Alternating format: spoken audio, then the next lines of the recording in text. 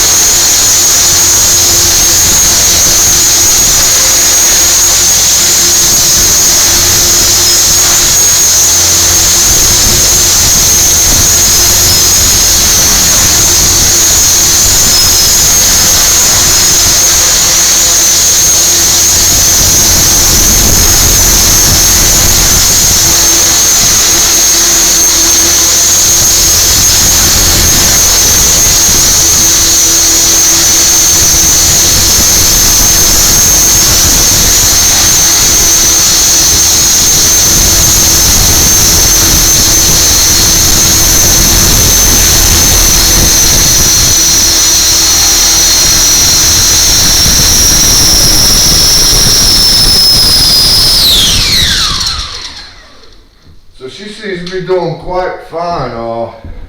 Just need a few adjustments. I'm gonna go ahead and get the pitch perfect now, because I think that's the last thing.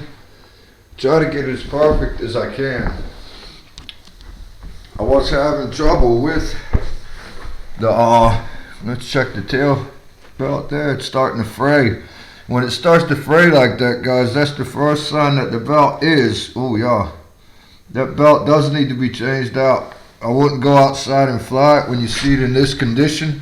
I don't know if you can see it real well, but yeah, that is terrible. But when you start seeing these frayings right here, it starts getting the cottony thing. That's the first indication that, yeah, and that's one of the reasons I guess that I'm having trouble with the tail there. But that does need to be changed out. When you see it in this condition, just do not go outside. Don't go high. Don't go crazy. That thing does not need to look like that, because it's about to pop any minute. And then as soon as it pops, the helicopter is going to start spinning like crazy. You need to chop the throttle then, because the throttle is what makes it spin, the engine power. This helicopter here, most 450s are able to auto rotate, meaning that the engine can be cut. And as you lower the collective all the way and reduce the pitch on this completely, it'll fall, and the blades actually start getting more spin. But that's one of the reasons that you do not want to mess that motor too tight to this gear, because the tighter you get it, the motor will act like a brake, you know, as it auto rotates. So you want that just loose enough to grip, line it up perfectly with the mesh, but just loose enough, but free enough to spin freely, so these blades can actually get more RPM in the fall. And that's what auto rotation is about. As the helicopter falls, then it builds up momentum in the rotor head to where you're about to hit the ground. You add pitch, it slows down, you make a safe landing. And it's wonderful thing, you know, but do change out belts when you see it frayed like that, and be on the lookout for signs of this cottony stuff. You can see one here, you know, all over the back here you'll see the cotton frays, and up front there you can see it building up inside the